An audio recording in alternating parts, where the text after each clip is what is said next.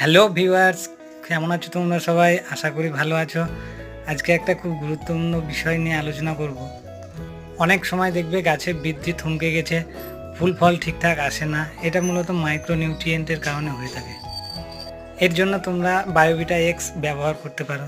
এটা 1 লিটার জলে 2 ml মিশিয়ে পাতায় স্প্রে করতে হবে। এর মধ্যে কী কী রয়েছে দেখো: sulphur, magnesium, calcium, sodium, boron, iron, manganese, copper, zinc, এছাড়াও রয়েছে অ্যামাইনো অ্যাসিড। এই উপাদানগুলি গাছের বৃদ্ধি ও ফুল আনতে সাহায্য করে।